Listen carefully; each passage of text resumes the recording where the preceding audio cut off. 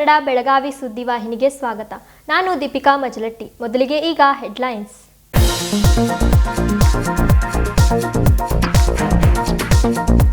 ಪುಟ್ಟಪ್ಪನವರ ಹೆಸರಿನಲ್ಲಿ ಕನ್ನಡಮ್ಮ ದಿನಪತ್ರಿಕೆಗೆ ಕೊಡಲಾದ ಪ್ರಶಸ್ತಿ. ಕರ್ನಾಟಕ ವಿದ್ಯಾವರ್ಧಕ ಸಂಘದ 125ನೇ ಸಂಸ್ಥಾಪನಾ ದಿನಾಚರಣೆ ಕಾರ್ಯಕ್ರಮದಲ್ಲಿ ರಾಜ್ಕುಮಾರ್ ಟೋಪನ್ನವರ್ ಅವರಿಗೆ ಸನ್ಮಾನ.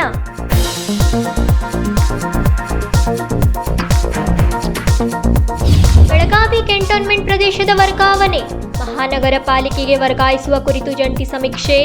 ಕ್ಯಾಂಟೋನ್ಮೆಂಟ್ನ 120 ಎಕರೆ ಜನವಸತಿ ಭೂಮಿ ನಗರ ಪಾಲಿಕೆಗೆ ವರ್ಗಾವಣೆ.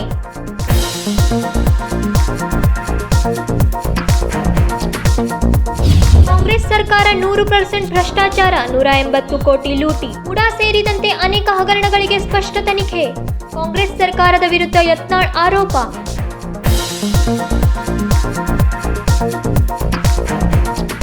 ಪಾಟೀಲ್ ಪುಟ್ಟಪ್ಪನವರ ಪತ್ರಿಕೋದ್ಯಮದಲ್ಲಿ ಕನ್ನಡದ ಯೋಧರು. ಅವರ ಹೆಸರಿನಲ್ಲಿ ಕೊಡಮಾಡುತ್ತಿರುವ ಪ್ರಶಸ್ತಿಯನ್ನು ಕನ್ನಡಮ್ಮ ದಿನಪತ್ರಿಕೆಗೆ ಕೊಡುತ್ತಿರುವುದು ಅಭಿಮಾನದ ಸಂಗತಿ ಎಂದು ಉನ್ನತ ಶಿಕ್ಷಣ ಅಕಾಡೆಮಿ ವಿಶ್ರಾಂತ ನಿರ್ದೇಶಕ ಡಾಕ್ಟರ್ MS ಶಿವಪ್ರಸಾದ್ ಹೇಳಿದರು. ಪಾಟೀಲ್ ಪುಟ್ಟಪ್ಪನವರ ಪತ್ರಿಕೋದ್ಯಮದಲ್ಲಿ ಕನ್ನಡದ ಯೋಧರು.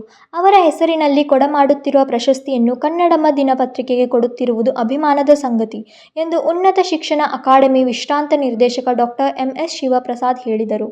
ಭಾನುವಾರ ಕರ್ನಾಟಕ ವಿದ್ಯಾವರ್ಧಕ ಸಂಘದ 135ನೇ ಸಂಸ್ಥಾಪನಾ ದಿನಾಚರಣೆಯ ಅಂಗವಾಗಿ ಕನ್ನಡದ ಪ್ರಪಂಚ ನಾಡೋಜ ಡಾಕ್ಟರ್ ಪಾಟೀಲ್ ಪುಟ್ಟಪ್ಪನವರ ಸವಿ ನೆನಪಿನಲ್ಲಿ ಕೊಡಮಾಡುವ ಡಾಕ್ಟರ್ ಪಾಟೀಲ್ ಪುಟ್ಟಪ್ಪನವರ ಪ್ರಶಸ್ತಿಯನ್ನು ಕನ್ನಡಮ್ಮ ದಿನಪತ್ರಿಕೆಯ ಸಂಪಾದಕ ರಾಜಕುಮಾರ್ ಟೋಪನ್ನವರ್ ಅವರಿಗೆ ಸನ್ಮಾನಿಸಿ ಗೌರವಿಸಲಾಯಿತು. ಈ ಸಂದರ್ಭದಲ್ಲಿ ಮಾತನಾಡಿದ ಅವರು, ಕನ್ನಡಮ್ಮ ದಿನಪತ್ರಿಕೆ ಸಮಾಜದ ಕನ್ನಡಿಯಾಗಿ ಗಡಿಭಾಗದ ಜನರ ಸಮಸ್ಯೆಯನ್ನು ರಾಜ್ಯ ಹಾಗೂ ಕೇಂದ್ರ ಸರ್ಕಾರಕ್ಕೆ ತಲುಪಿಸಿ ಪರಿಹಾರ ಕಲ್ಪಿಸುವಲ್ಲಿ ನಿರಂತರವಾಗಿ ಕೆಲಸ ಮಾಡುತ್ತಿರುವುದು ಹೆಮ್ಮೆಯ ಸಂಗತಿ ಎಂದರು.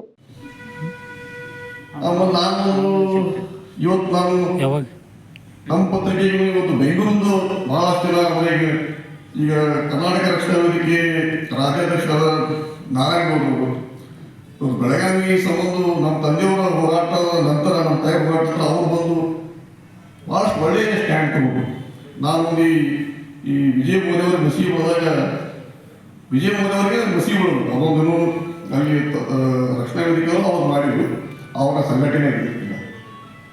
ನಾನು ನಮ್ಮ ಪತ್ರಿಕೆ ನಮ್ಮ ತಾಯಿಗೆ ಹೇಳೋಷ್ಟು ನಾನು ಕೆಲಸ ಮಾಡ್ಕೊತಿದ್ದೆ.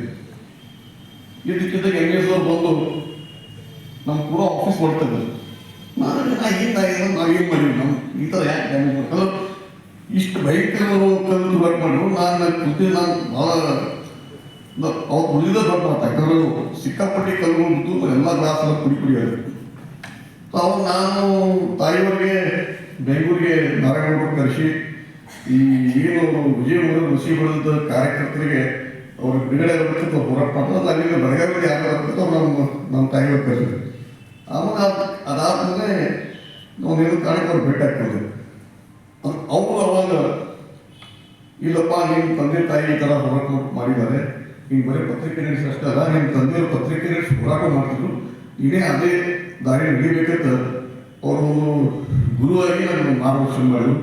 ಆಮೇಲೆ ನಾನೇ ಸರ್ ನನಗಷ್ಟು ಚೆನ್ನಾಗಿ ಮಾತಾಡಕ್ಕೆ ಬರಂಗಿತ್ತು. ಮನೆಗೆ ನಮ್ಮ ಉತ್ತರ ಕರ್ನಾಟಕ ಭಾಷೆ ಬೇರೆ ಆಗೈತಿ, ಇದು ವೇದಿಕೆ ಮೇಲೆ ಭಾಷಣ ಮಾಡೋದು ಭಾಳ ಡಿಫೈನ್ ಕಾಣೋದು. ಇಲ್ಲಪ್ಪ ನೀನು ಹೆಂಗೆ ಬರ್ತೈತೆ ಹಿಂಗೆ ಮಾಡು ಒಬ್ಬರು ನನಗೆ ನಾನು ಮಾತಾಡಿದ್ರೆ ಅರ್ಥ ಆಗ್ತಿರ್ಲಿಲ್ಲ. ನಮ್ಮ ಉತ್ತರ ಕರ್ನಾಟಕ ಶೈಲಿ ಮತ್ತು ಅವ್ರ ಶೈಲಿ ಬೇರೆ ಆಗೋ ಕಾರಣಕ್ಕೆ ಖರೆ ಅವರು ಟ್ರೈನ್ ಮಾಡ್ಕೊತು. ಆಮೇಲೆ ಈಗ ಎಲ್ಲ ನನ್ನ ಸ್ನೇಹಿತರು ಬಂದಾರ ದೀಪಕಲ್ಲ ನಾವೆಲ್ಲ ಕೂಡಿ ಅವಾಗ. ಈ ಸಂದರ್ಭದಲ್ಲಿ ಅಥಣಿ ಮೋಟಗಿ ಮಠದ ಶ್ರೀ ಪ್ರಭು ಚನ್ನಬಸವ ಸ್ವಾಮೀಜಿ, ಮಾಜಿ ಶಾಸಕ, ಕರ್ನಾಟಕ ವಿದ್ಯಾವರ್ಧಕ ಸಂಘದ ಅಧ್ಯಕ್ಷ ಚಂದ್ರಕಾಂತ್ ಬೆಲ್ಲದ್, ಕೀರ್ತಿ ಟೋಪನ್ನವರ್, ಕರವೇ ಬೆಳಗಾವಿ ಜಿಲ್ಲಾಧ್ಯಕ್ಷ ದೀಪಕ್ ಗುಡಕ್ನಟ್ಟಿ ಸೇರಿದಂತೆ ಇನ್ನಿತರರು ಉಪಸ್ಥಿತರಿದ್ದರು. ರಾಜಶೇಖರ್ ಹಿರೇಮಠ್, KMM ಕನ್ನಡ, ಬೆಳಗಾವಿ. ಬೆಳಗಾವಿ ಕ್ಯಾಂಟೋನ್ಮೆಂಟ್ ವಸತಿ ಪ್ರದೇಶ ಮಹಾನಗರ ಪಾಲಿಕೆಗೆ ವರ್ಗಾಯಿಸುವ ಕುರಿತು ನಡೆಸಬೇಕಿದ್ದ ಜಂಟಿ ಸಮೀಕ್ಷೆ ಮುಂದೂಡಲಾಗಿದೆ. ಕಾರಣಾಂತರಗಳಿಂದ ಗುರುವಾರ ಸಭೆ ನಡೆಸಿ ಮುಂದಿನ ಸೋಮವಾರದಿಂದ ಸಮೀಕ್ಷೆ ಆರಂಭಿಸುವುದಾಗಿ ಜಿಲ್ಲಾಧಿಕಾರಿ ತಿಳಿಸಿದ್ದಾರೆ. ಬೆಳಗಾವಿ ಕ್ಯಾಂಟೋನ್ಮೆಂಟ್ ವಸತಿ ಪ್ರದೇಶ ಮಹಾನಗರ ಪಾಲಿಕೆಗೆ ವರ್ಗಾಯಿಸುವ ಕುರಿತು ನಡೆಸಬೇಕಿದ್ದ ಜಂಟಿ ಸಮೀಕ್ಷೆ ಮುಂದೂಡಲಾಗಿದೆ. ಕ್ಯಾಂಟೋನ್ಮೆಂಟ್ ಬೋರ್ಡ್ ಪ್ರದೇಶದ 17,000 ಎಕರೆ ಪೈಕಿ 120 ಎಕರೆ ಜನವಸತಿ ಭೂಮಿಯನ್ನು ಮಹಾನಗರ ಪಾಲಿಕೆಗೆ ವರ್ಗಾಯಿಸಲಾಗುವುದು. ಈ ಪ್ರದೇಶದಲ್ಲಿ ಬ್ರಿಟಿಷರ ಕಾಲದ 190 ಆಸ್ತಿಗಳಿವೆ. ಅದರ ವರ್ಗಾವಣೆ ಕುರಿತು ಇನ್ನೂ ಯಾವುದೇ ನಿರ್ಧಾರ ಕೈಗೊಂಡಿಲ್ಲ. ಸೋಮವಾರದಿಂದ ಕ್ಯಾಂಟೋನ್ಮೆಂಟ್ ಪ್ರದೇಶದ ಜಂಟಿ ಸಮೀಕ್ಷೆ ನಡೆಸಬೇಕಿತ್ತು. ಆದರೆ ಕಾರಣಾಂತರಗಳಿಂದ ಗುರುವಾರ ಸಭೆ ನಡೆಸಿ ಮುಂದಿನ ಸೋಮವಾರದಿಂದ ಸಮೀಕ್ಷೆ ಆರಂಭಿಸುವುದಾಗಿ ಜಿಲ್ಲಾಧಿಕಾರಿ ತಿಳಿಸಿದ್ದಾರೆ. ನಂತರ ಜ್ಞಾನೇಶ್ವರ್ ಸಿಂತ್ರೆ ಮಾತನಾಡಿ, ಕ್ಯಾಂಟೋನ್ಮೆಂಟ್ ಬೋರ್ಡ್ ನಮಗೆ ಬೇಕಾದ ಸೌಲಭ್ಯಗಳನ್ನು ನೀಡುತ್ತಿಲ್ಲ, ಮನೆಗಳನ್ನು ದುರಸ್ತಿ ಮಾಡಲು ಸಾಧ್ಯವಿಲ್ಲ. ಇದು ಬಹಳಷ್ಟು ಸಂಕಟಗಳನ್ನು ಉಂಟು ಮಾಡುತ್ತದೆ ಎಂದರು. बघा, कॅन्टोन्मेंट हे जे स्थापना झाले हे ब्रिटिश जमान्यापासूनचे स्थापना आहे कॅन्टोन्मेंटची. त्यावेळेला ब्रिटिश लोकांचं राज्य होतं स्वातंत्र्य होण्याच्या आधी. तेव्हा जे कायदे करून ठेवलेले आहेत त्या कायद्याप्रमाणे आज देखील आम्हाला वागवलं जातं आहे कॅम्पमध्ये. आज कॅम्पामध्ये जे पूर्वीची जुनी घरं आहेत तुम्हाला इथं बघायला मिळतील. आज इकडे बघा, हे समोरचं घर दिसते ना, 100 वर्षापेक्षा पण जास्त जुनं घर आहे. असे भयंकर जुनी घरं आहेत. बरं, ते घर कोसळलं पावसामध्ये किंवा पाडवून बांधायचं झालं तर भयंकर त्रास आहे. एक तर कायदेशीर परमिशन आम्हाला मिळत नाही. मिळाली तरीसुद्धा आमचं जे घरचं मेजरमेंट आहे ते ह्यांच्या मापाला टॅली होत नाही. असं काहीतरी टेक्निकल पॉईंट काढून परमिशन ग्रँट होत नाही. बरं, तसं ग्रँट न होता जर कोण बांधलं तर त्यांच्यावरती पाडवण्याची केसेस घालतात. हे एकंदरीत हे सगळं त्रास बघता आम्हाला कॉर्पोरेशनमध्ये जायला गेलं तर फार बरं होईल असं वाटते. काय तुमची सगळ्यांची काय इच्छा आहे सतीश? हां हां माझं ಜ್ಞಾನೇಶ್ವರ್ ಶಿಂತ್ರೆ. ನಂತರ ಗೋವರ್ಧನ್ ಶಿಂತ್ರೆ ಮಾತನಾಡಿ, 1924ರ ಕಾಯ್ದೆಗೆ 2006ರಲ್ಲಿ ತಿದ್ದುಪಡಿ ಮಾಡಲಾಗಿದೆ ಎಂದು ಹೇಳಲಾಗುತ್ತಿದೆಯಾದರೂ ಯಾವುದೇ ಯೋಜನೆಯಿಂದ ನಮಗೆ ಪ್ರಯೋಜನವಾಗುತ್ತಿಲ್ಲ. ಅದಕ್ಕಾಗಿ ನಗರಸಭೆಗೆ ವರ್ಗಾವಣೆಯಾಗುತ್ತಿರುವ ಸುದ್ದಿ ನಮಗೆ ಸಂತಸ ತಂದಿದೆ ಎಂದರು. हां, ते काय आहे, 1924चा कायदा होता. त्याला आता 2006मध्ये परत इम्प्लिमेंट करून नवीन कायदे जुनेच आहेत, नाव तेवढं चेंज करण्यात आलेलं आहे. आणि तेव्हापासून लोकसंख्या कॅन्टोन्मेंटमधली परिवार वाढलेला आहे. परिवार वाढल्या कारणाने लोकसंख्या जास्त झालेला आहे. हाय त्या जागेमध्ये लोकांना राहण्याचं फार प्रॉब्लेम्स आहेत. बांधायला गेल्यानंतर नावावर चढवत नाहीत, खरेदी केलेलं खरेदीपत्र नावावर म्युटेशन होत नाही. बाकी सगळे टेक्निकल प्रॉब्लेम्स फार आहेत.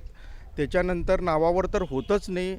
परमिशन काही जणांना ज्यांचं इन्फ्लुएन्स आहे त्यांना मिळतं आहे, काही जणांना मिळत नाही. बाकीच्यांचं सगळं आणखीन त्याच्यामुळं काय झालं आहे, धंदा पाण्यावर पण भयंकर इफेक्ट झालेला आहे. लोकांचं आर्थिक स्थिती फार नाजूक होऊन बसलेली आहे. जर तिकडं डेव्हलपमेंट काहीतरी वाढ झालं, ऑफिसेस नवीन इकडे आले, कॉर्पोरेशनमध्ये बांधकामाचं FSI जास्त मिळतं आहे, इकडं ते कमी मिळते. आता तिकडे गेल्यानंतर प्रॉपर्टी टॅक्स वगैरे हे वाढणार हे निश्चित आहे. त्याच्या पण लोकांचं धंदापाणी वाढलं तर लोक पैसे द्यायलाही रेडी आहेत. टॅक्स भरायला लोक रेडी आहेत. धंदापाणी त्याप्रमाणे वाढायला पाहिजे ना. आता पांगळू गल्ली, भातकांडे गल्ली हे कसं, तिथं आता बघा 3-3 मजली बिल्डिंग झालेल्या आहेत, धंदेपाणी झालेले आहेत. त्यामुळे इकडं तुम्ही बघितलं तर कुठल्या तर म्हणजे बेळगाव हार्ट ऑफ द सिटीमध्ये एक खेडगाव असल्यासारखं झालेलं आहे कॅम्प एरिया आमचं. आता आमच्या हिशोबाने हे सगळे एरिया कॉर्पोरेशनमध्ये हस्तांतर व्हायला पाहिजे. आणखीन रोड्स वगैरे सुधारतील. आता स्मार्ट सिटीचं प्रोजेक्ट होतं, कॅन्टोन्मेंट एरिया त्याच्यामध्ये इन्क्लूडच नव्हता. त्याच्यामधलं एकही रुपये आम्हाला मिळालेलं नाही. आणि ह्याच्यापूर्वी कॅन्टोन्मेंट एरिया उजगाव मतदारसंघामध्ये होता. आता उत्तर आणि दक्षिण झाल्यानंतर उत्तर मतदारसंघामध्ये आलेलं आहे. 1-2 आमदार जरा त्यांनी मनावर घेतले तर काहीतरी कामं होतात, नाही तर अजिबात कामं होत नाहीत. आणि त्यांनी तुमचे केंद्र सरकारचे कायदे आहेत म्हणून आमदार पण तिथं लक्ष जरा कमी देतात. त्यामुळे जर कॉर्पोरेशनमध्ये इन्क्लूड झालं की ते सगळं काम नीट व्यवस्थित होतात. ಗೋವರ್ಧನ್ ಶಿಂತ್ರೆ. ಒಟ್ಟಿನಲ್ಲಿ ಕ್ಯಾಂಟೋನ್ಮೆಂಟ್ ಪ್ರದೇಶದ ಸಮಸ್ಯೆಗಳನ್ನು ನೋಡಿದರೆ ಕ್ಯಾಂಟೋನ್ಮೆಂಟ್ ಬೋರ್ಡ್ನ 120 ಎಕರೆ ಜನವಸತಿ ಜಮೀನು ಮಾತ್ರ ವರ್ಗಾವಣೆಯಾಗುತ್ತಿದ್ದರೂ ಇತರೆ ಪ್ರದೇಶಗಳ ನಾಗರಿಕರು ಇದನ್ನೇ ಬಯಸುತ್ತಿರುವಂತಾಗಿದೆ. नमस्कार, आपण आता कंटोन्मेंट बोर्ड एरियामध्ये आहोत.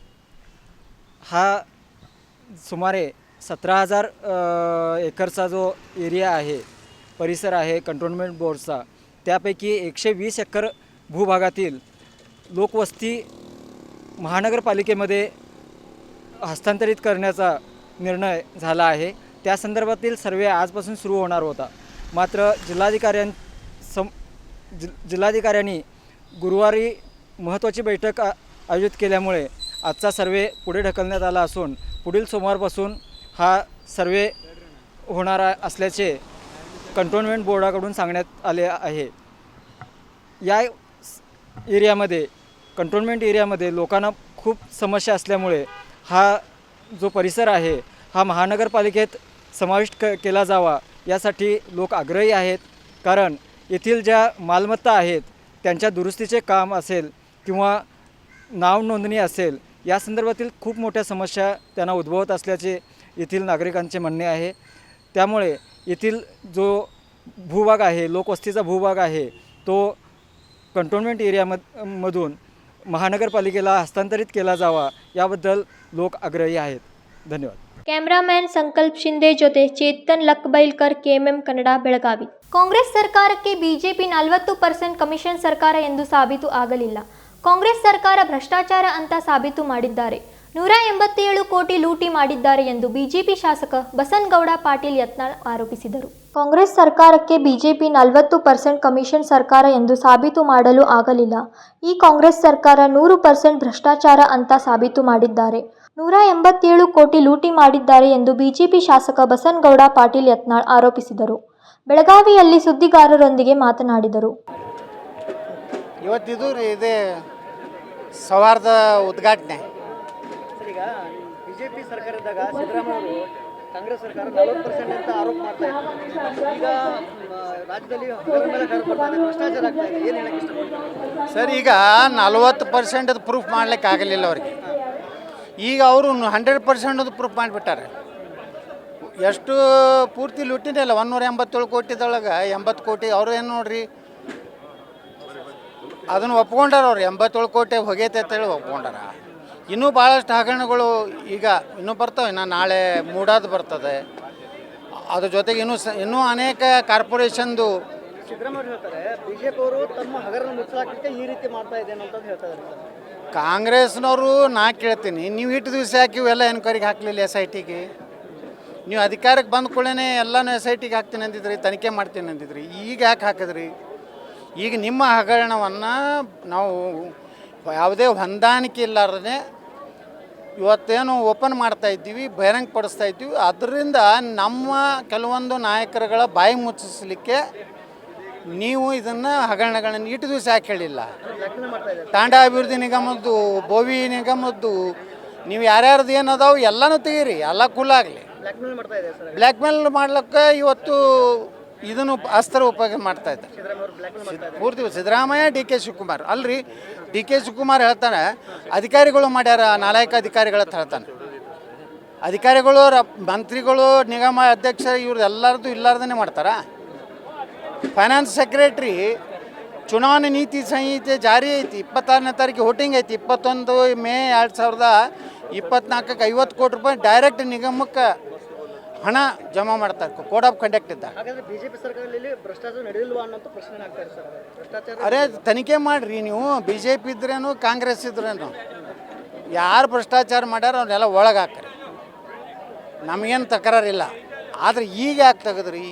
ಬಿಜೆಪಿ ಅವರು ಈಗ 15 ತಿಂಗಳಾಯ್ತಲ್ಲ ನೀವು ರಾಜ್ಯದಲ್ಲಿ ಆಡಳಿತಕ್ಕೆ ಬಂದು, ಈಗ ಯಾಕೆ ಬರ್ತದು?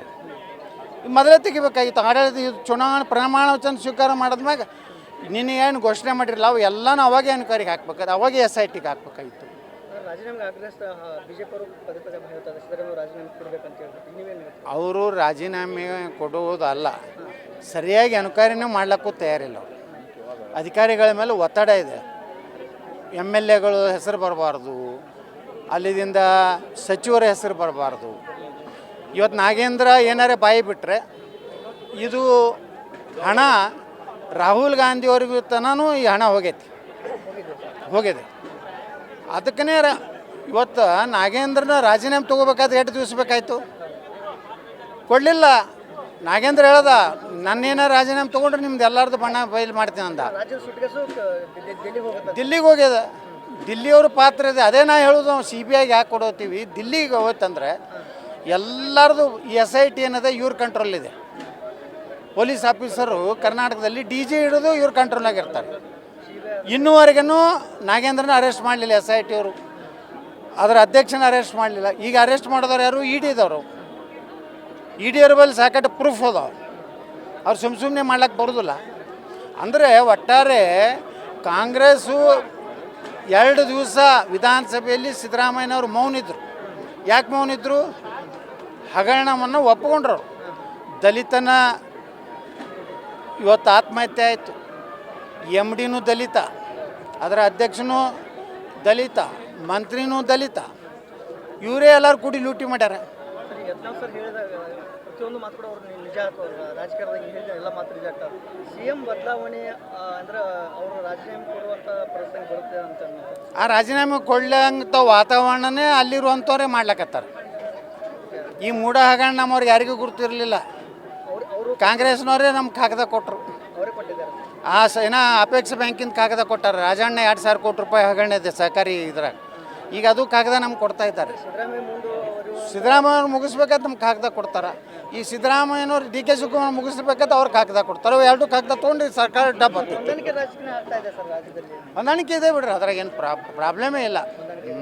ಮನೆ ಲೋಕಸಭೆಯಲ್ಲಿ ಹೊಂದಾಣಿಕೆ, ವಿಧಾನಸಭೆಯಲ್ಲಿ ಹೊಂದಾಣಿಕೆ 50-50 ಇದೆ. ನೀವು ಆರಿಸಿ ಬಂದ್ರೆ ನೀವು ಹೊಡ್ರಿ, ನಾವು ಆರಿಸಿ ಬಂದ್ರೆ ನಾವು ಹೊಡಿತೀವಿ. ನಾ ಯಾರಿಗೂ ಸಾಫ್ಟ್ ಇಲ್ರಿ. ನಾ ಏನಾತನ ನಿಮ್ಗೆ ಹೇಳ್ತೀನಿ, ವಿಧಾನಸಭೆ ಒಳಗೆ ಅಟ್ಟೆ ಸಿದ್ದರಾಮಯ್ಯನವ್ರು ನೇರವಾಗಿ ಮುಖ ನೋಡೀನಿ. ನಾನು ಈ 15 ತಿಂಗಳದಾಗ 1 ದಿವಸರೇ ಸಿದ್ದರಾಮಯ್ಯವ್ರ ಮನೆಗೆ ಹೋಗಿದ್ರೆ, ವಿಧಾನಸೌಧ ಅವ್ರ ಕಚೇರಿಗೆ ಹೋಗಿದ್ರೆ, ಅವ್ರ ಬಳಿ ಏನೋ CC ಕ್ಯಾಮ್ರಾ ಇದ್ರೆ ತೆಗೆದು ಕೊಡತ್ತೇಳಿ ನಾ ರಾಜಕೀಯ ನಿವೃತ್ತಿ ಆಗ್ತದೆ. ನಂದು ಏನೂ ಕೆಲಸ ಇಲ್ಲ ಸಿದ್ದರಾಮಯ್ಯವ್ರ ಬಳಿ. ನಮ್ದು ಏನೂ ಯಾರ ಬಳಿ ಯಾವ ಮಿನಿಸ್ಟ್ರ್ ಬಳಿ ಹೋಗಿಲ್ಲ. ಇನ್ನಾತನ ಯಾವ ಮಂತ್ರಿಗಳು ಚೇಂಬರ್ಗೆ ಹೋಗಿಲ್ಲ. ಬೆಳಗಾವಿ ಲಕ್ಷ್ಮಿ ಇರುತ್ತಾನೆ, ಗೃಹಲಕ್ಷ್ಮಿ ಅದಕ್ಕೆ ಬೇಕು. ಬೆಳಗಾವಿ ಲಕ್ಷ್ಮಿ ಅವ್ರು ಕೊಡ್ತೀನಿ ಅಂದಿರಲಿ 2,000 ರೂಪಾಯಿ. ಅವ್ರು ಇಲೆಕ್ಷನ್ ಖರ್ಚೆ ಭಾಳ ಆಗೈತೆ. ಅವ್ರಿಗೆ ಹೆಂಗೆ ಕೊಡ್ಲಿಕ್ಕಾಗ್ತದೆ?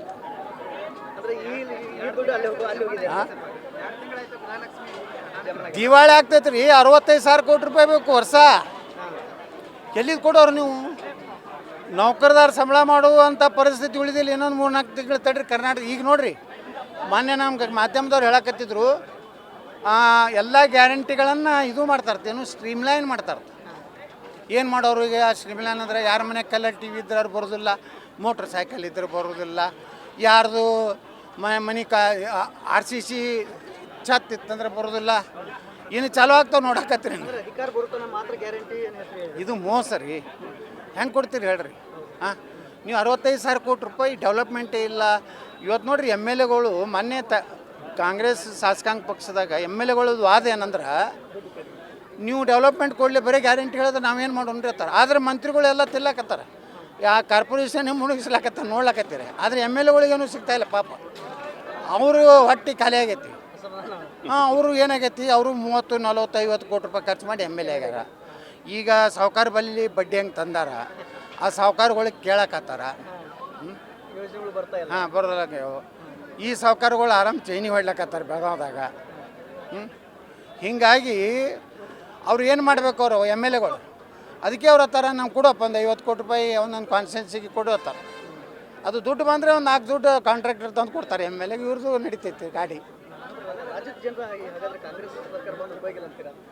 ಕಾಂಗ್ರೆಸ್ ಕಲಾಸಿ ಮಾಡ್ತಾರೆ ನೋಡಕತ್ರಿ. ಇನ್ನು 2 ವರ್ಷ ಕಾಂಗ್ರೆಸ್ ಮುಣಿಗೆ ಹೋಗ್ತತಿಲ್ಲೇ, ಅದು ಗ್ಯಾರಂಟಿಗೆ.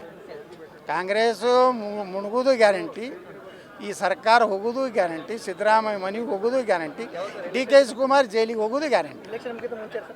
ಒಟ್ಟು ಹೋಗ್ತಾರೆ 3 ತಿಂಗಳ. CM ಸಿದ್ದರಾಮಯ್ಯ ಹಾಗೂ ಸಚಿವರು 187 ಕೋಟಿ ಹೋಗಿದೆ ಅಂತ ಒಪ್ಪಿಕೊಂಡಿದ್ದಾರೆ. ಇನ್ನೂ ಬಹಳಷ್ಟು ಹಗರಣಗಳು ಹೊರಗೆ ಬರುತ್ತವೆ. ಮುಡಾ ಸೇರಿದಂತೆ ಅನೇಕ ಹಗರಣಗಳು ಹೊರಬರುತ್ತವೆ. ಕಾಂಗ್ರೆಸ್ ಸರ್ಕಾರಕ್ಕೆ ನಾನು ಕೇಳ್ತೀನಿ, ಇಷ್ಟು ದಿನ ಯಾಕೆ ಇವುಗಳನ್ನು ತನಿಖೆಗೆ ಹಾಕಲಿಲ್ಲ? ನೀವು ಅಧಿಕಾರಕ್ಕೆ ಬಂದ ಕೂಡಲೇ ಎಲ್ಲ ಹಗರಣಗಳನ್ನು SITಗೆ ಕೊಡುತ್ತಾರೆ ಎಂದು ಹೇಳಿದ್ರಿ. ಈಗ ಯಾಕೆ ಹಾಕಿದ್ರಿ? ನಿಮ್ಮ ಹಗರಣವನ್ನು ಯಾವುದೇ ಹೊಂದಾಣಿಕೆ ಇಲ್ಲದೆ ಬಹಿರಂಗ ನಡೆಸುತ್ತೇವೆ ಎಂದರು. ರಾಜಶೇಖರ್ ಹಿರೇಮಠ್, KMM ಕನ್ನಡ, ಬೆಳಗಾವಿ. ಬೆಳಗಾವಿ ನಗರದ ಹೃದಯ ಭಾಗದಲ್ಲಿರುವ ನರಗುಂದ್ಕರ್ ಭಾವೆ ಸರ್ಕಲ್ನಲ್ಲಿ ತೆಗ್ಗುಗುಂಡಿಗಳ ಸಾಮ್ರಾಜ್ಯ ನಿರ್ಮಾಣವಾಗಿದೆ. ಈ ರಸ್ತೆಯ ದುರಸ್ತಿ ನಡೆದಿಲ್ಲ. ಜನಪ್ರತಿನಿಧಿಗಳು ಮತ್ತು ಮಹಾನಗರ ಪಾಲಿಕೆಯಿಂದ ತಾತ್ಕಾಲಿಕವಾಗಿ ಹೊಂಡಗಳನ್ನು ಮುಚ್ಚಿ ಸಮಸ್ಯೆಯನ್ನು ಬಗೆಹರಿಸಬೇಕು ಎಂದು ವ್ಯಾಪಾರಸ್ಥರು ಆಗ್ರಹಿಸಿದ್ದಾರೆ. ಬೆಳಗಾವಿ ನಗರದ ಹೃದಯ ಭಾಗದಲ್ಲಿರುವ ನರಗುಂದ್ಕರ್ ಭಾವೆ ಸರ್ಕಲ್ನಲ್ಲಿ ತೆಗ್ಗುಗುಂಡಿಗಳ ಸಾಮ್ರಾಜ್ಯ ನಿರ್ಮಾಣವಾಗಿದೆ. ಬೆಳಗಾವಿ ನಗರದಲ್ಲಿ ಮುಖ್ಯ ಮಾರುಕಟ್ಟೆ ಇರುವ ಈ ನರಗುಂದ್ಕರ್ ಭಾವೆ ಸರ್ಕಲ್ನಲ್ಲಿ ಕಳೆದ 10 ವರ್ಷಗಳಿಂದ ತರಕಾರಿ ಮತ್ತು ಹಣ್ಣು ಮಾರಾಟಗಾರರು ಈ ರಸ್ತೆಗಳ ಹೊಂಡಗಳಿಂದ ತೊಂದರೆ ಅನುಭವಿಸುತ್ತಿದ್ದಾರೆ. ಬೆಳಗಾವಿ ನಗರ ಸ್ಮಾರ್ಟ್ ಸಿಟಿ ಆಗಿದ್ದರೂ ಈವರೆಗೆ ಈ ರಸ್ತೆಯ ದುರಸ್ತಿ ನಡೆದಿಲ್ಲ ಎಂದು ಈ ಪ್ರದೇಶದ ವ್ಯಾಪಾರಿಯೊಬ್ಬರು ತಮ್ಮ ದುಃಖವನ್ನು ವ್ಯಕ್ತಪಡಿಸಿದ್ದಾರೆ.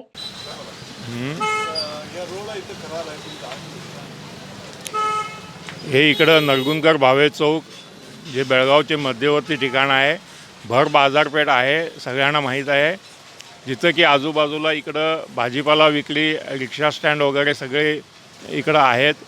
तिथं हे रस्त्याची दुर्दशा बघितली तर जे सरकारचा कारभार चालू आहे, जे पावसाच्या अगोदर जी तयारी करायला पाहिजे त्याच्याबद्दल अगदी जनतेला विचित्र वाटते आहे. रस्त्याची दुर्दशा बघितली तर जे इकडनं जे वाहन पास होतात इकडे इतकं ट्रॅफिक जाम होते आणि सगळं पाणी इथं जे भाजीपाला विक्री वगैरे बसलेले असतात त्यांच्यावर आणि आम जनतेवर सुद्धा उडून एक आपण स्वतःहून आपण रोगाला आमंत्रण देत आहे. जिथं इकडं बेळगावला चिकनगुनिया आणि डेंग्यू याची साथ चाललेली आहे. ह्या घाण पाणीमुळं सगळे भाजीपाला वगैरे बाद होतात, त्यामुळं आपण रोगाला आमंत्रण देत आहे. दुसरी गोष्ट, ह्या चौकामध्ये दत्त मंदिर, व्यंकटरामन मंदिर, लक्ष्मी मंदिर असे मंदिर आहेत जिथे की आम जनता ह्या श्रावण महिन्यामध्ये इकडे यायची रहदारी वाढलेली असते आणि त्यावेळेला ही दुर्दशा पाहून फार आपल्याला विचित्र वाटत आहे. तरी सरकारला आव्हान आहे आणि म्युन्सिपल कॉर्पोरेशनला की लवकरात लवकर इकडे येऊन जे रस्त्याची दुर्दशा पाहून त्याला काय आहे ती योग्य ते बंदोबस्त करून करावे. इकडं मास्टर प्लॅन झाल्यानंतर आज गेली 7-8 वर्षे झालेली आहेत, तर एकदासुद्धा रोडचं काम झालेलं नाही आहे. त्यामुळं सरकारचं कुठं लक्ष आहे ते आपल्याला समजत नाही आहे. पुन्हा एकदा सरकारला आव्हान आहे, जनतेलासुद्धा आव्हान आहे की आवाज उठवून इकडच्या रस्त्याची दुर्दशा थांबवावी. ಈ ಹೊಂಡಗಳಲ್ಲಿ ಸದ್ಯ ಮಳೆಯಿಂದ ನೀರು ತುಂಬಿಕೊಂಡಿದ್ದು ವಾಹನಗಳ ಸಂಚಾರದಿಂದ ಈ ನೀರು ತರಕಾರಿ ಮೇಳೆ ಚಿಮ್ಮಿ ಹಾನಿಯಾಗುತ್ತಿದ್ದು ಮಾರಾಟಗಾರರು ಇದರಿಂದ ತೀವ್ರ ತೊಂದರೆ ಅನುಭವಿಸುತ್ತಿದ್ದಾರೆ ಎಂದು ಹೇಳಲಾಗಿದೆ. ಈ ಪ್ರದೇಶದಲ್ಲಿ ಇರುವ ಜನಪ್ರತಿನಿಧಿಗಳು ಮತ್ತು ಮಹಾನಗರ ಪಾಲಿಕೆಯಿಂದ ತಾತ್ಕಾಲಿಕವಾಗಿಯಾದರೂ ಈ ಹೊಂಡಗಳನ್ನು ಮುಚ್ಚಿ ಸಮಸ್ಯೆಯನ್ನು ಪರಿಹರಿಸಬೇಕೆಂದು ಆಗ್ರಹಿಸಲಾಗಿದೆ. ಮಹಾದೇವ್ ಪವಾರ್, KMM ಕನ್ನಡ, ಬೆಳಗಾವಿ. ಇದೀಗ ಸಣ್ಣದೊಂದು ವಿರಾಮ. दुल्हन का सिंगार, खूबसूरती की बहार, परंपरा और नयापन का अनोखा मिलाप, bridal collection.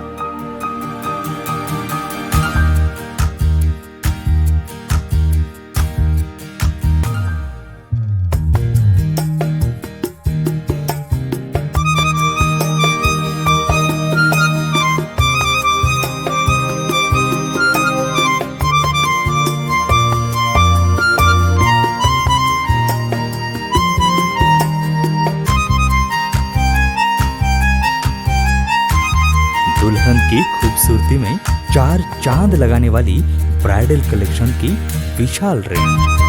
अमरकॉन collection, Adarsha dress circle, Khade Bazar, बेलगाम.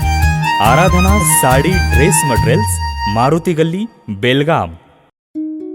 अब शादी हो या कोई भी त्योहार की बात, परंपराओं को मिलेगा नएपन का साथ. दिल खुश करने वाली कपड़ों की दुनिया.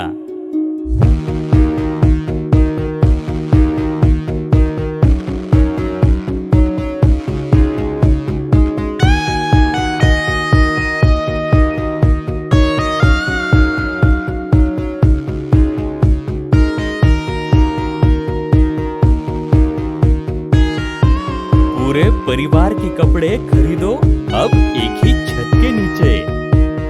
आराधना sari and dress materials and readymades, Maruti Galli, Belgaum. Sari हर महिलाओं को लुभाने वाली बात. साड़ी तहजीब दिखाती.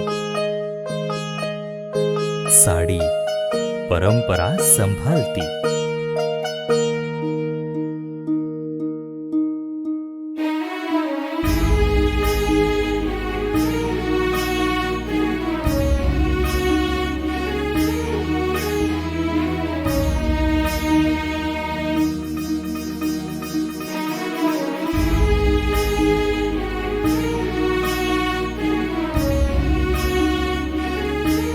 महिलाओं को खूबसूरती और निखारने वाली एक से बढ़कर एक साड़ियों का खजाना। Adarsha sari dress materials and readymades, Ramdev गली, बेलगाम। आराधना साड़ी ड्रेस मटेरियल्स, मारुति गली, बेलगाम। ವಿರಾಮದ ನಂತರ ನ್ಯೂಸ್ಗೆ ಸ್ವಾಗತ.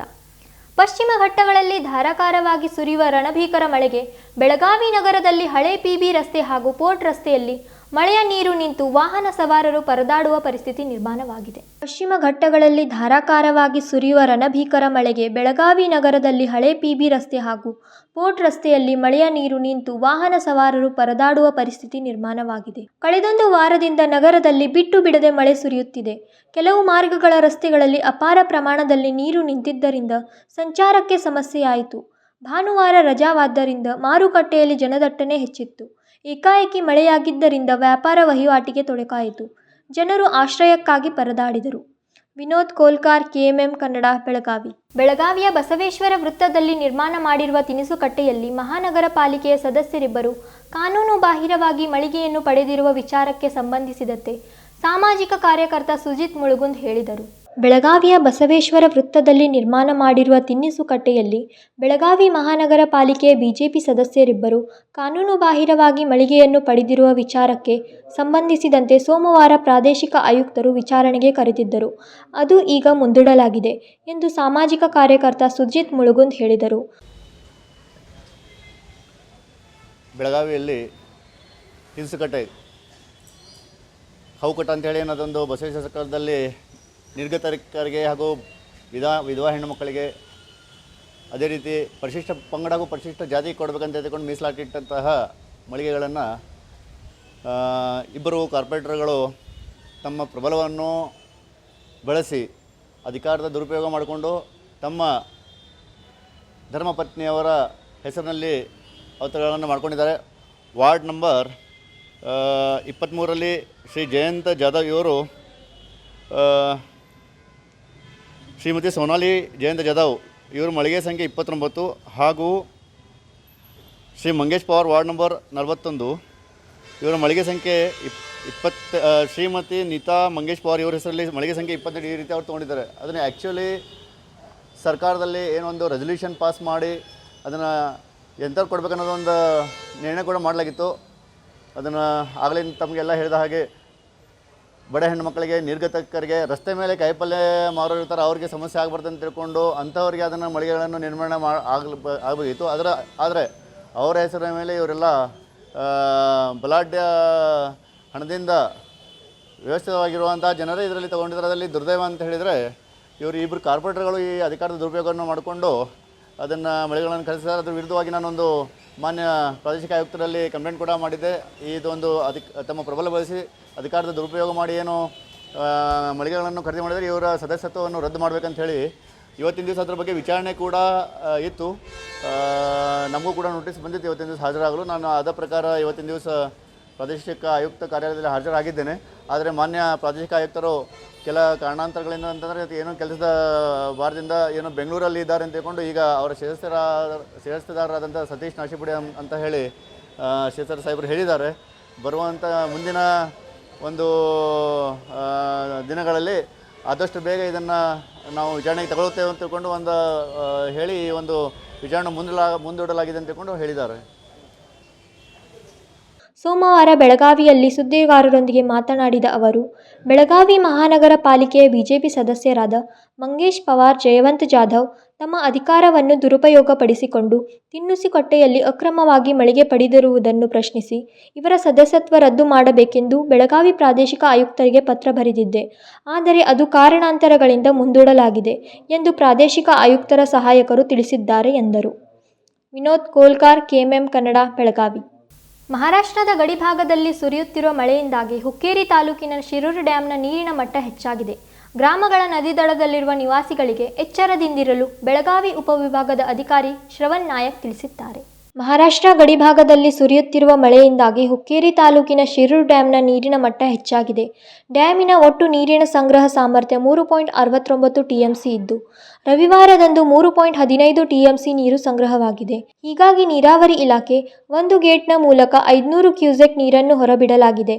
ಅದೇ ರೀತಿ ಮುಂಜಾಗ್ರತೆ ಕ್ರಮವಾಗಿ ಹಂತ ಹಂತವಾಗಿ ನೀರು ಹೊರಬಿಡಲಾಗುವುದು. ಆದ್ದರಿಂದ ಡ್ಯಾಂ ಕೆಳಗಿನ ಬಸ್ಸಾಪುರ, ಹಾರಣಕೊಳ್ಳ, ಮಾವನೂರು, ಗೊಡಚಿನಮಲ್ಕಿ, ಕುಂದರ್ಗಿ, ಬಗರ್ನಾಳ್, ಪಾಶ್ಚಾಪುರ, ಗಡ್ಡಿಹೊಳಿ, ಶಿಗಿಹೊಳಿ ಮೊದಲಾದ ಗ್ರಾಮಗಳ ನದಿ ದಡದಲ್ಲಿರುವ ನಿವಾಸಿಗಳಿಗೆ ಎಚ್ಚರದಿಂದಿರಲು ಸೂಚಿಸಲಾಗಿದೆ ಎಂದು ಬೆಳಗಾವಿ ಉಪವಿಭಾಗ ಅಧಿಕಾರಿ ಶ್ರವಣ್ ನಾಯಕ್ ತಿಳಿಸಿದ್ದಾರೆ. ಶಿರೂರು ಡ್ಯಾಮ್ ಜೊತೆಗೆ ಹಾಗೂ ಅಧ್ಯಕ್ಷರು ಬಸಾಪುರ ಗ್ರಾಮ ಪಂಚಾಯತಿ ಜೊತೆಗೆ ಇಲ್ಲಿ ಇವತ್ತು ಈ ಶಿರೂರು ಡ್ಯಾಮಿಂದ ಈ ಶಿರೂರು ಡ್ಯಾಮಿನ ಒಟ್ಟು ಕೆಪಾಸಿಟಿ ಬಂದ್ಬಿಟ್ಟು 3.696 TMC. ಇದರಲ್ಲಿ ಸದ್ಯಕ್ಕೆ ಕೆಪಾಸಿಟಿ ಇರೋದು ತುಂಬಿಕೊಂಡಿರೋದು 3.15 TMC.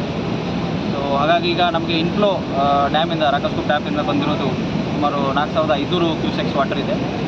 ಸೊ ಈಗ ನಮ್ಮದು ಆಲ್ಮೋಸ್ಟು ಒಂದು ಹಂತಕ್ಕೆ ಸ್ಯಾಚುರೇಷನ್ ಲೆವೆಲ್ಗೆ ಈ ಡ್ಯಾಮ್ ಬಂದಿರೋದ್ರಿಂದ ಹಂತ ಹಂತವಾಗಿ ಈ ಡ್ಯಾಮಿಂದ ನೀರನ್ನು ಬಿಡಬೇಕಂತೇಳಿ ನಾವು ನಮ್ಮ AW ಅವರ ಸಜೆಷನ್ ಜೊತೆಗೆ ಡಿಸಿಷನ್ನ ತೊಗೊಂಡಿದ್ದೀವಿ. ಹಾಗಾಗಿ ಈಗ ಸದ್ಯಕ್ಕೆ ನಾವು 500 ಕ್ಯೂಸೆಕ್ಸ್ ನೀರನ್ನು ಬಿಡ್ತಾ ಇದ್ದೀವಿ.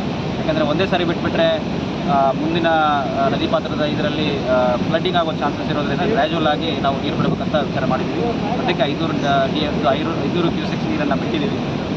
ಸುಮಾರು ಇನ್ನೊಂದು 500 ಕ್ಯೂಸೆಕ್ಸ್ ನೀರನ್ನು ಆ್ಯಸ್ ಪರ್ ಇನ್ಫ್ಲೋ ನೋಡಿಕೊಂಡು ನಾವು ಬಿಡ್ತೇವೆ. ಮುಂದೆ ಈ ನದಿ ಪಾತ್ರದ ಜನರು ಏನಿದ್ದಾರೆ ಆದಷ್ಟು ನನ್ನ ಕಳಕಳಿಯ ವಿನಂತಿ, ಯಾರೂ ನದಿ ಪಾತ್ರಗಳಿಗೆ ಹೋಗಬೇಡಿ. ಯಾಕೆಂದರೆ ಡ್ಯಾಮ್ ನೀರನ್ನು ಸಡನ್ನಾಗಿ ಸ್ವಲ್ಪ ಮುನ್ನೆಚ್ಚರಿಕೆ ಕ್ರಮವಾಗಿ ನಾವು ಹೇಳ್ತಿರ್ತೀವಿ, ಆದರೂ ಬಿಡೋದ್ರಿಂದ ಸ್ವಲ್ಪ ಅವಘಡಗಳಾಗೋ ಸಂಭವ ಇರೋದ್ರಿಂದ ದಯಮಾಡಿ ನದಿ ಪಾತ್ರಕ್ಕೆ ಹೋಗಕ್ಕೆ ಹೋಗಬೇಡಿ. ಅದೇ ರೀತಿ ಮುಂದಿನ ಗ್ರಾಮಗಳಲ್ಲಿ ಫ್ಲಡ್ಡಿಂಗ್ ಆಗೋ ಚಾನ್ಸಸ್ ಇರೋದ್ರಿಂದ ಕಾಳಜಿ ಕೇಂದ್ರವಾಗಿ BCM ಹಾಸ್ಟೆಲ್ಗಳನ್ನು ನಾವು ಓಪನ್ ಮಾಡಿದ್ದೀವಿ. ಹಾಗೂ ಈಗಾಗಲೇ ನದಿ ಪಾತ್ರದ ಗ್ರಾಮಗಳ ಯಾವ್ಯಾವ ಮುನ್ನೆಚ್ಚರಿಕೆ ಕ್ರಮವಾಗಿ ಮನೆಗಳು ಮುಳುಗ್ತವೆ, ಅಲ್ಲಿ ಆಗೋ ಚಾನ್ಸಸ್ ಇದೆ ಅಂಥ ಮನೆಗಳಿಗೂ ಸಹಿತ ನಾವು ಡಂಗೂರ ಸಾರಿಸಿ ಹೇಳಿ ಅವರಿಗೆ ಈಗ ತಮ್ಮ ಸುರಕ್ಷಿತ ಸ್ಥಳಗಳಿಗೆ ಹೋಗಲಿಕ್ಕೆ ಸೂಚನೆಯನ್ನು ಕೊಟ್ಟಿದ್ದೀವಿ. ಹಾಗೂ ಯಾರಿಗೆ ತಮ್ಮ ಸಂಬಂಧಿಕರ ಮನೆ ಇಲ್ಲ ಅವರಿಲ್ಲ ಅಂಥವ್ರಿಗೆ BSM ಅಲ್ಲಿ ಕಾಳಜಿ ಕೇಂದ್ರ ಕೂಡ ನಾವು ಸದ್ಯಕ್ಕೆ ಓಪನ್ ಮಾಡಿದ್ದೀವಿ. ಈಗಾಗಲೇ ನಾವು ಈ ಕ್ರಮಗಳನ್ನು ತೊಗೊಂಡಿದ್ದೀವಿ. ತಮ್ಮ ಮೂಲಕ ನಾನು ಹೇಳೋದಿಷ್ಟೇ, ನದಿ ಪಾತ್ರದಕ್ಕೆ ದಯಮಾಡಿ ಹಿಂದೆ ಆಗಲಿ ಮುಂದಿನ ನದಿಗಳಲ್ಲಾಗಲಿ ಆದಷ್ಟು ಜನರು ಈಗ ಮಾನ್ಸೂನ್ ಇದೆ ಅಂಥೇಳಿ ನದಿ ಹತ್ರ ಹೋಗೋದು ಮಾಡ್ತಾರೆ. ಸೊ ಈಗಾಗಲೇ ಸಾಕಷ್ಟು ಅವಘಡಗಳನ್ನು ನಾವು ನೋಡಿದ್ದೀವಿ. ಆ ರೀತಿ ಆಗೋ ಸಂಭವ ಆಗಬಾರ್ದು. ಆದಷ್ಟು ನಾವು ಸುರಕ್ಷಿತ ಪ್ರದೇಶದಲ್ಲಿ ಇರಬೇಕಂತೇಳಿ ನಾನು ಜನಸಾಮಾನ್ಯರಿಗೆ ಕಳಕಳವಾಗಿ. ಈ ಸಂದರ್ಭದಲ್ಲಿ ಹುಕ್ಕೇರಿ ತಾಲೂಕು ದಂಡಾಧಿಕಾರಿ ಮಂಜುಳಾ ನಾಯಕ್, ನೀರಾವರಿ ಇಲಾಖೆ ಅಧಿಕಾರಿಗಳು ಹಾಗೂ ಕಂದಾಯ ಇಲಾಖೆ ಅಧಿಕಾರಿಗಳು ಉಪಸ್ಥಿತರಿದ್ದರು. ಕಲ್ಲಪ್ಪ ಪಾಮ್ನಾಯ್ಕ್, KMM ಕನ್ನಡ, ಯಮಕನ್ಮರಡಿ. ವಿವಿಧ ಬೇಡಿಕೆಗಳು ಈಡೇರಿಸುವಂತೆ ಕರ್ನಾಟಕ ರಾಜ್ಯ ರೈತ ಸಂಘ ಹಾಗೂ ಬೆಳಗಾವಿ ಸಮಿತಿ ವತಿಯಿಂದ ಬೆಳಗಾವಿಯ ಚೆನ್ನಮ್ಮ ವೃತ್ತದಿಂದ ಜಿಲ್ಲಾಧಿಕಾರಿ ಕಚೇರಿವರೆಗೆ ಬೃಹತ್ ಪ್ರತಿಭಟನೆ ಮಾಡಲಾಯಿತು. ವಿವಿಧ ಬೇಡಿಕೆಗಳು ಈಡೇರಿಸುವಂತೆ ಕರ್ನಾಟಕ ರಾಜ್ಯ ರೈತ ಸಂಘ ಹಾಗೂ ಹಸಿರು ಸೇನೆ ಬೆಳಗಾವಿ ಸಮಿತಿ ವತಿಯಿಂದ ಬೆಳಗಾವಿಯ ಚೆನ್ನಮ್ಮ ವೃತ್ತದಿಂದ ಜಿಲ್ಲಾಧಿಕಾರಿ ಕಚೇರಿವರೆಗೆ ಬೃಹತ್ ಪ್ರತಿಭಟನೆ ಮಾಡಲಾಯಿತು. ಕರ್ನಾಟಕದ ಒಳಗಡೆ ರಾಜ್ಯದ ರೈತರ ಸ್ಥಿತಿಯನ್ನು ಸರ್ಕಾರ ಅರ್ಥ ಮಾಡಿಕೊಂಡಿಲ್ಲ. ಬರೀ ಗ್ಯಾರಂಟಿಗಳನ್ನು ಮಾತಾಡ್ತಾ ಇಡೀ ದೇಶದ ಕಾಂಗ್ರೆಸ್ಸಿಗೆ ಗ್ಯಾರಂಟಿಯನ್ನು ಮಾಡ್ತಾ ಬಂದಿದ್ದಾರೆ. ಹಾಗಾಗಿ ರಾಜ್ಯವನ್ನು ಮರ್ತಿದ್ದಾರೆ. ಮುಖ್ಯಮಂತ್ರಿ ಹಗರಣಗಳಲ್ಲಿ ಸಿಲುಕೊಂಡಿದ್ದಾರೆ. ಹೀಗಾಗಿ ನಾವೇನು ಹೇಳ್ತೇವೆ ಅಂದರೆ, ಕಳೆದ ವರ್ಷದ ಬರಗಾಲ ಏನಾಯಿತು ಮುಖ್ಯಮಂತ್ರಿಗಳೇ? ಮಳೆ ಬಂತು, ಮುಗಿದೋಯ್ತಾ? ಬರಗಾಲದ ನಷ್ಟ ಎಲ್ಲ ರೈತರನ್ನ ನೀವು ಮರ್ತು ಬಿಟ್ಟಿದ್ದೀರಿ. ಬರಗಾಲ ಕಾರ್ಯಕ್ರಮ ಮುಕ್ತಾಯ ಆಯಿತು. ಬೆಳೆ ವಿಮೆ ಏನಾಯಿತು? ಬೆಳೆ ವಿಮೆ ಬರಲಿಲ್ಲ. ರೈತರ ಸಾಲ ದುಪ್ಪಟ್ಟಾಗುತ್ತೆ. ಹೋದ ಸಾರಿ ಬೆಳೆ ನಷ್ಟ ಆದ್ದರಿಂದ ಇದೇನು ಸಾಲ ಮನ್ನಾ ಮಾಡ್ತೀರಾ ಅಥವಾ ಕೈ ಬಿಡ್ತೀರಾ? ಬರೀ ಮಲ್ಟಿನ್ಯಾಷನಲ್ ಕಂಪನಿಗಳು, ಕಾರ್ಪೊರೇಟರ್ಗಳಿಗೆ 14.5 ಲಕ್ಷ ಕೋಟಿ ಸಾಲ ಭಾರತ ಸರ್ಕಾರ ಬಿಡ್ತದೆ. ಇಡೀ ದೇಶದ ರೈತರ ಎಲ್ಲ ಬೆಳೆ ಸಾಲವನ್ನು ಕೈ ಬಿಡಬಹುದಾಗಿತ್ತು. ಆದರೆ ರೈತರ ಮೇಲೆ ಕಾಳಜಿ ಇಲ್ಲ. ಕರ್ನಾಟಕದ ವಿಧಾನಸಭೆ ಕಳ್ಳರ ಸಂತೆ ಆಗಿಬಿಟ್ಟಿದೆ. ಇವ್ರು ಕಳ್ಳರು ಅಂತ ಅವ್ರು ಹೇಳೋದು, ಅವ್ರು ಕಳ್ಳರು ಇವರು ಅಂತ. ಈ ಕಳ್ಳರ ಸಂತೆಯನ್ನು ಸಾಕು ಮಾಡಿ ಇಬ್ಬರು ವಿಧಾನಸೌಧವನ್ನು ಖಾಲಿ ಮಾಡಬೇಕಂತೇಳಿ ನಾನು ಕರ್ನಾಟಕದ ಎಲ್ಲ ವಿರೋಧ ಪಕ್ಷದವ್ರಿಗೆ ಮತ್ತು ಆಡಳಿತ ಪಕ್ಷದವ್ರಿಗೆ ಹೇಳ್ತಾರೆ. ಪ್ರತಿಭಟನೆಯ ಭಾಳ ಮುಖ್ಯವಾಗಿ ಈ ದಿನ DC ಅವರಿಗೆ ಹೇಳೋದೇನೆಂದರೆ, ನಿಮ್ಮ ಡಿಪಾರ್ಟ್ಮೆಂಟ್ನಲ್ಲಿ ಇರ್ತಕ್ಕಂಥ ಇಲಾಖೆಗಳು ಸರಿಯಾಗಿ ಕೆಲಸ ಮಾಡ್ತಾಯಿಲ್ಲ. ಸರ್ವೆ ಡಿಪಾರ್ಟ್ಮೆಂಟ್ ಅಂತೂ ಕೆಟ್ಟೋಗ್ಬಿಟ್ಟಿದೆ. ಬೆಳೆ ವಿಮೆಯನ್ನು ನಿಮಗೆ ಕೊಡಿಸೋದಕ್ಕೆ ಆಗತ್ತಾ ಅಥವಾ ಆಗಲ್ವಾ? ಮತ್ತು ಈ ಏನು ಜಿಲ್ಲೆಯ ಒಳಗಡೆ ಮಳೆಯಿಂದ ಆದಂಥ ಪರಿಣಾಮಗಳನ್ನು ತುರ್ತು ಕಾರ್ಯಕ್ರಮದ ಕೆಳಗಡೆ ತತ್ಕ್ಷಣ ಜಾರಿಗೊಳಿಸಲಿಕ್ಕೆ ತಾವು ಮುಂದಾಗಬೇಕು ಅಂತೇಳಿ ಅನೇಕ ಡಿಮ್ಯಾಂಡ್ಗಳನ್ನು ಅವ್ರಿಗೆ ಹೇಳೋರಿದ್ದೀವಿ. ಸೋಮವಾರ ರೈತ ಸಂಘದ ರಾಜ್ಯಾಧ್ಯಕ್ಷ ಕೋಡಿಹಳ್ಳಿ ಚಂದ್ರಶೇಖರ್ ನೇತೃತ್ವದಲ್ಲಿ ಚೆನ್ನಮ್ಮ ವೃತ್ತದಿಂದ ಜಿಲ್ಲಾಧಿಕಾರಿ ಕಚೇರಿವರೆಗೆ ಮೆರವಣಿಗೆ ಮಾಡುವ ಮೂಲಕ ಪ್ರತಿಭಟಿಸಲಾಯಿತು. ಈ ವೇಳೆ ರೈತರ ಸಾಲ ಮನ್ನಾ ಮಾಡಬೇಕು, ಬಾಕಿ ಕಬ್ಬಿನ ಬಿಲ್ ಪಾವತಿಸಬೇಕು, ಕೃಷಿ ಕಾಯ್ದೆ ಹಿಂಪಡೆಯಬೇಕು, ಕಳಸಾ ಬಂಡೂರಿ ಕಾಮಗಾರಿ ತಕ್ಷಣ ಜಾರಿಗೆ ಸೇರಿದಂತೆ ಹಲವಾರು ಬೇಡಿಕೆ ಈಡೇರಿಸುವಂತೆ ಆಗ್ರಹಿಸಿ ಪ್ರತಿಭಟಿಸಲಾಯಿತು. ವಿನೋದ್ ಕೋಲ್ಕಾರ್, KMM ಕನ್ನಡ, ಬೆಳಗಾವಿ. ಇದೀಗ ಮತ್ತೊಮ್ಮೆ ಸಣ್ಣದೊಂದು ವಿರಾಮ.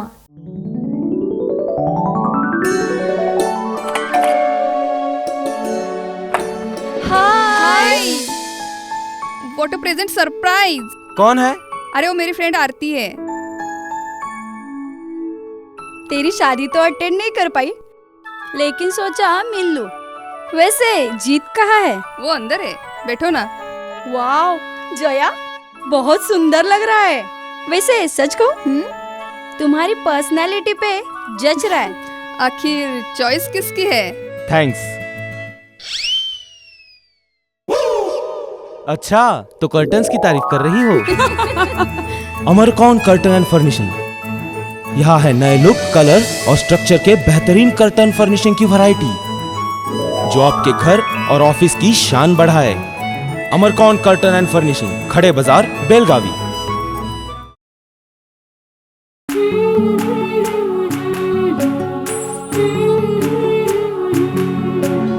थोड़ी सी महकी, थोड़ी सी बहकी, रुत अनोखी है। हल्के हल्के दिल में हलचल क्यों मचलती है। ये कैसा है समा, ये प्यार सा एहसास है। ये किसकी पलकों में है, तस्वीरें कैसी नुमाइश है। आराधना, मारुति गली, बेलगाव। वस्त्रों का संगम, सुंदर सलोना, मन भाई आराधना।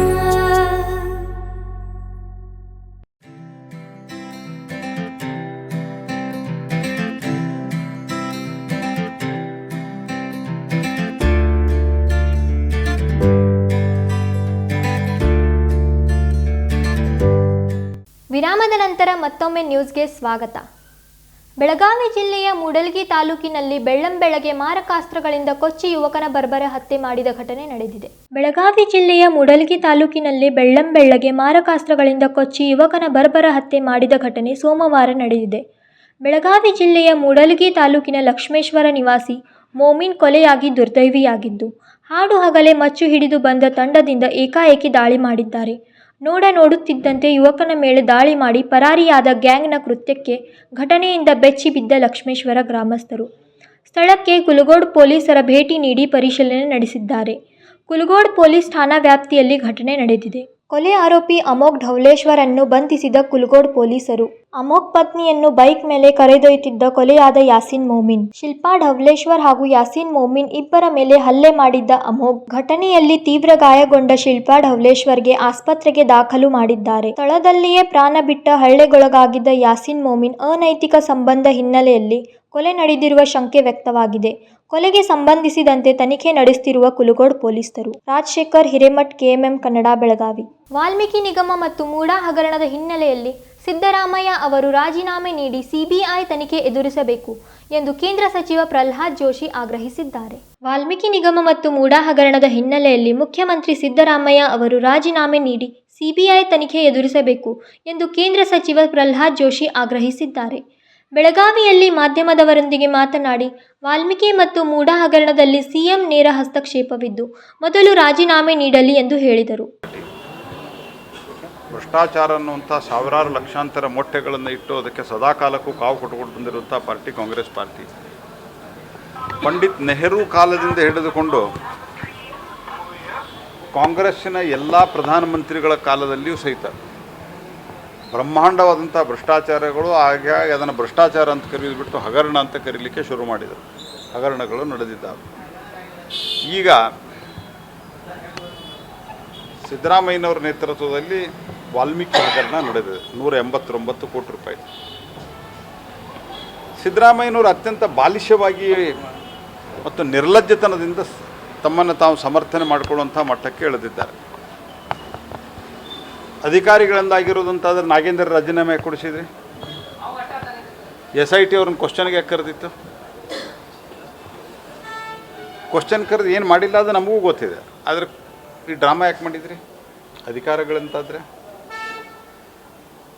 ಒಬ್ಬ ವ್ಯಕ್ತಿ ಡೆತ್ ನೋಟ್ನಲ್ಲಿ ಬರೆದದ್ದು ಹಿಂದೆ ಈಶ್ವರಪ್ಪನವ್ರ ಪ್ರಕರಣದಲ್ಲಿ ಏನೂ ಇರಲಾರ್ದೆ, ಅವರು ಆರ್ಡರು ಇರಲಾರ್ದೆ ಕೆಲಸ ಮಾಡಿದ್ರು. ಇದೇ ಬೆಳಗಾವಿ ಜಿಲ್ಲೆಯಲ್ಲಿ ಇರೋದು ನೋ ಆರ್ಡರ್ ಇಲ್ಲ, ಬಾಯಿಂದ ಹೇಳಿದ್ರು ನಾನು ಮಾಡಿದೆ, ನನಗೆ ಬಿಲ್ ಕೊಡ್ತಾ ಇಲ್ಲ, ಅವ್ರು ದುಡ್ಡು ಕೇಳಿದ್ರು ಅಂತ ಅವನು ಹೇಳಿದ, ಅವನು ವಾಟ್ಸಪ್ದಲ್ಲಿತ್ತು ಅನ್ನೋ ಕಾರಣಕ್ಕಾಗಿ ಅವ್ರಿಗೆ ರಾಜೀನಾಮೆಯನ್ನು ಕೊಡಲಿಕ್ಕೆ ಒತ್ತಾಯ ಮಾಡಿದ್ರು. ನಾವು ನೈತಿಕತೆಯಿಂದ ಸನ್ಮಾನ್ಯ ಈಶ್ವರಪ್ಪನವ್ರು ಅವತ್ತು ರಾಜೀನಾಮೆಯನ್ನು ಕೊಟ್ಟರು. ಇವತ್ತೇನಾಗಿದೆ, ನಾಗೇಂದ್ರನ ಡೆತ್ ನೋಟ್ನಾಗ ಹೆಸರದ ಅವರ ಇಬ್ಬರು ವ್ಯವಸ್ಥಾಪಕ, ನಿರ್ದೇಶಕ ಮತ್ತು ಆ ಎಂಪ್ಲಾಯಿಯ ಸಂಭಾಷಣೆಯಲ್ಲಿ ಬಂದಿದೆ. ನಮಗೂ ಒಂದು ಸ್ವಲ್ಪ ಸಿಕ್ಕದ, ಉಳಿದದ್ದೆಲ್ಲ ರಾಜಕಾರಣಿಗಳಿಗೂ ಮುಟ್ಟಿದೆ ಅಂತನ್ನುವಂಥದ್ದು. ಅದಾದ ನಂತರ ಬ್ಯಾಂಕಿನವ್ರು ಹೆಂಗೆ ಕೊಟ್ಟರು ಅಂತ ಪ್ರಶ್ನೆ ಮಾಡ್ತಾರೆ. ಸಿದ್ದರಾಮಯ್ಯನವರೇ, ನೀವು ರೆಸಲ್ಯೂಷನ್ ಮಾಡಿ ಕೊಟ್ಟ ನಂತರ ನಿಮ್ಮ ಇಮೇಲ್ ಹೋದ ನಂತರ ಬ್ಯಾಂಕಿನವರು ನೀವು ವಸಂತನಗರ ಬ್ರಾಂಚಿಂದ MG ರೋಡಿಗೆ ಟ್ರಾನ್ಸ್ಫರ್ ಮಾಡ್ಲಿಕ್ಕೆ ಬರೆದು ಕೊಟ್ಟವ್ರು ಯಾರು? ಅಲ್ಲಿಂದ ನಿಮ್ಮೆಲ್ಲ ಬೇಕಾದಂಥ ನಿಮ್ಮ ಕಳ್ಳ ಕದಿಮ ಫ್ರೆಂಡ್ಸ್ಗಳಿಗೆ ಯಾವ ರೀತಿ ಅಕೌಂಟ್ನಲ್ಲಿ ದುಡ್ಡು ಟ್ರಾನ್ಸ್ಫರ್ ಆಯಿತು, ಅವರಿಂದ ವಿತ್ಡ್ರಾವಲ್ ಹೆಂಗೆ ಮಾಡಿಸಿದ್ರಿ ನೀವು? ಇದೆಲ್ಲವೂ ನೋಡಿದರೆ ಅಕಸ್ಮಾತ್ ಬ್ಯಾಂಕಿನ ಯಾವುದೋ ಅಧಿಕಾರಿ ಅದರಲ್ಲಿ ಶಾಮೀಲಾಗಿದ್ದಾನೆ ಅಂದರೆ ಅವನ ಮೇಲೂ ಕ್ರಮ ಆಗ್ತದೆ. ಆದರೆ ಇದರಲ್ಲಿ ಈ ಟ್ರಾನ್ಸ್ಫರ್ ಮಾಡೋದ್ರಲ್ಲಿ ನೇರವಾಗಿ ನಿಮ್ಮ ಮಂತ್ರಿಗಳ ಕೈವಾಡಿದೆ, ನಿಮಗೆ ಗೊತ್ತಿರಲಾರ್ದು ಆಗಲಿಕ್ಕೆ ಸಾಧ್ಯವೇ ಇಲ್ಲ. ಇದು ನಿಮಗೇನೂ ತಪ್ಪು ಮಾಡಿಲ್ಲ ಅಂದರೆ ನೀವು CBI ಕೊಡೋಕ್ಕೆ ಯಾಕೆ ಹೆದರ್ತಾ ಇದ್ದೀರಿ? ದೇಶದಾಗ ಕಾನೂನಿದೆ, ಕೋರ್ಟ್ ಇದೆ. CBI ಬಂದರೆ ನಿಮ್ಮನ್ನು ಒಳಗೆ ಹಾಕಿಬಿಡುತ್ತೆ ಅಂತ ಭಯ ಯಾಕೆ ನಿಮಗೆ? ಸಮಗ್ರವಾದಂಥ ನೀವು ನಿಮ್ಮ ಮಂತ್ರಿಗಳ ವಿರುದ್ಧ, ನಿಮ್ಮ ವಿರುದ್ಧ ತನಿಖೆಯನ್ನು ನಿಮ್ಮ SIT ಮಾಡೋಕ್ಕಾಗತ್ತಾ? ಅವ್ರನ್ನ ಟ್ರಾನ್ಸ್ಫರ್ ಮಾಡೋರು ನೀವು ಇವ್ರು ನಾಳೆ ಬೇಡ ಅಂದರೆ ಅವ್ನು ತೆಗೆದು ಹಾಕ್ಲಿಕ್ಕೆ ನಿಮಗೆ ಅಧಿಕಾರ ಇದೆ. ಹಾಗಾಗಿ ಇಂಡಿಪೆಂಡೆಂಟ್ ಏಜೆನ್ಸಿಯಿಂದ ಆಗಬೇಕು. ಈ ರೀತಿ ವಿತಂಡವಾದವನ್ನು ಮಂಡಿಸಬಾರ್ದು. ಮತ್ತು ನನ್ನ ಸಾರ್ವಜನಿಕ ಬದುಕು ಅತ್ಯಂತ ಏನದು ಶುದ್ಧ ಹಸ್ತವಾಗಿದೆ ಅಂತ ಹೇಳಿದ್ದಾರೆ. ಆ್ಯಬ್ಲೋಟ್ ವಾಚ್ ತೊಗೊಂಡಿದ್ದಾರಲ್ಲ, ಅದೇನಾಯಿತು? ರೀಡು ಅರ್ಕಾವತಿ ರೀಡು ಹಗರಣದಲ್ಲಿ ಇವತ್ತು ಕೂಡ ಕೆಂಪಣ್ಣ ಆಯೋಗದ ವರದಿಯನ್ನು ಇವತ್ತು ಬಿಡುಗಡೆ ಮಾಡಿರಿ, ಯಾಕೆ ಮಾಡ್ತಾ ಇಲ್ಲ? ಸಿದ್ದರಾಮಯ್ಯನವರು ಕಾಂಗ್ರೆಸ್ಸಿಗೆ ಹೋದ ನಂತರ ಕಾಂಗ್ರೆಸ್ಸಿನ DNA ಸಂಪೂರ್ಣ ಓನ್ ಮಾಡಿಕೊಂಡಾರೆ. He has owned DNA of the Congress party. ಪರಮ ಭ್ರಷ್ಟರಾಗಿ ಅವರು ಹೊರಬಂದಿದ್ದಾರೆ. ಹಾಗಾಗಿ ಮೂಡಾ ಹಗರಣದಲ್ಲಿ ಕೂಡ ಇದೇ ನಡೆದಿದೆ. ಮೂಡಾದಲ್ಲಿ ನಾನು ಮೊದಲೂ ಹೇಳಿದ್ದೆ, ಡಿನೋಟಿಫಿಕೇಷನ್ ಆದಾಗ ಆ ವ್ಯಕ್ತಿ ಸತ್ತಿದ್ದ. ಓಕೆ, ನೀವು ನೀವೇನು ನಿಮ್ಮ ಹೆಸರಿಗೆ, ನಿಮ್ಮ ಪತ್ನಿಯ ಅಣ್ಣನ ಹೆಸರಿಗೇನು ಟ್ರಾನ್ಸ್ಫರ್ ಆಯ್ತಲ್ಲ ಲ್ಯಾಂಡ್, ಅಷ್ಟೊತ್ತಿಗೆ ಮೂಡಾದವರು ಅಲ್ಲಿ ಡೆವಲಪ್ಮೆಂಟ್ ಮಾಡಿ ಅನೇಕರಿಗೆ ಸೈಟ್ಗಳನ್ನು ಹಂಚಿದ್ರು. ಇದು ನಿಮ್ಗೆ ಗೊತ್ತಾಗಲಿಲ್ವ? ನಿಮ್ಗೆ 2013ರಲ್ಲಿ ನೀವು ಇದನ್ನು ತೋರಿಸಿಲ್ಲ. 2013ರಲ್ಲಿ ತೋರಿಸಿಲ್ಲ, 18ರಲ್ಲಿ 8 ಲಕ್ಷ ತೋರಿಸಿದ್ರಿ, 23ರಲ್ಲಿ 18ರಲ್ಲಿ 8 ಲಕ್ಷ ತೋರಿಸಿದ್ರಿ, 23ರಲ್ಲಿ 25 ಕೋಟಿ ತೋರಿಸಿದ್ದೀರಿ. 65 ಕೋಟಿ ಯಾಕೆ ನಿಮಗೀಗ ಪರಿಹಾರ? ಏನು ಅಂದಾಜುಂದಿ ನಡೆಸಿರಿ ನೀವು. ಹಿಂಗಾಗಿ 62 ಕೋಟಿ ಕೊಡೋದಾದ್ರೆ ಮತ್ತು ನಿಮಗೆ ಯಾವ ಭೂಮಿಯಲ್ಲಿ ವಶಪಡಿಸ್ಬಿಟ್ರೆ ಅಲ್ಲಿ ಬಿಟ್ಟು ಯಾಕೆ ಬೇರೆ ಅತ್ಯಂತ ಪ್ರತಿಷ್ಠಿತ ಬಡಾವಣೆಯಲ್ಲಿ ಭೂಮಿ ಬೇಕು ನಿಮ್ಗೆ?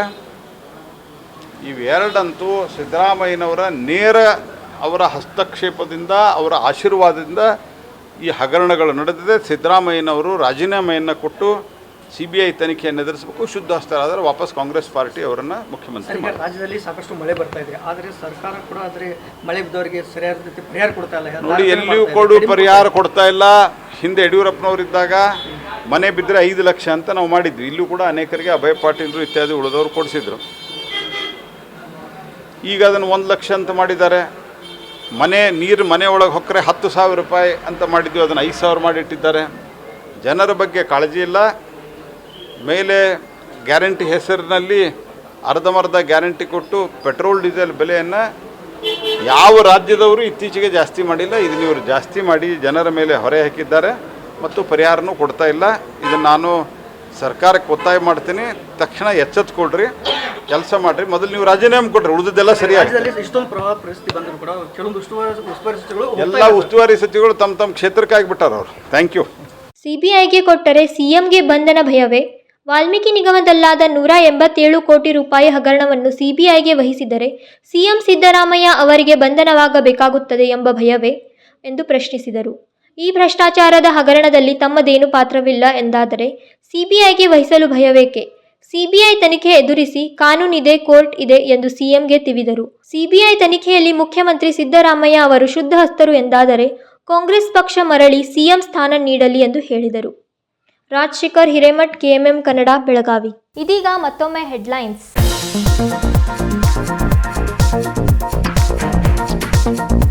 ಪುಟ್ಟಪ್ಪನವರ ಹೆಸರಿನಲ್ಲಿ ಕನ್ನಡಮ್ಮ ದಿನಪತ್ರಿಕೆಗೆ ಕೊಡಲಾದ ಪ್ರಶಸ್ತಿ. ಕರ್ನಾಟಕ ವಿದ್ಯಾವರ್ಧಕ ಸಂಘದ 125ನೇ ಸಂಸ್ಥಾಪನಾ ದಿನಾಚರಣೆ ಕಾರ್ಯಕ್ರಮದಲ್ಲಿ ರಾಜ್ಕುಮಾರ್ ಟೋಪನ್ನವರ್ ಅವರಿಗೆ ಸನ್ಮಾನ.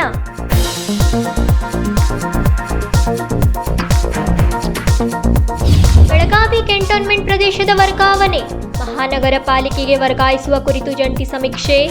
ಕಂಟೋನ್ಮೆಂಟ್ನ 120 ಎಕರೆ ಜನವಸತಿ ಭೂಮಿ ನಗರ ಪಾಲಿಕೆಗೆ ವರ್ಗಾವಣೆ.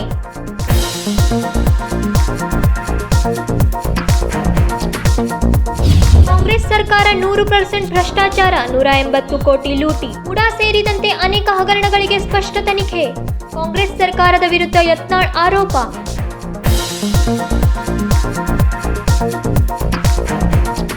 ಇವಿಷ್ಟು ಈ ದಿನದ ಪ್ರಮುಖ ಸುದ್ದಿಗಳು. ಇದೇ ರೀತಿ ಇನ್ನೂ ಹೆಚ್ಚಿನ ನ್ಯೂಸ್ಗಳಿಗಾಗಿ ನೋಡ್ತಾ ಇರಿ KMM ಕನ್ನಡ ಬೆಳಗಾವಿ ಸುದ್ದಿವಾಹಿನಿ.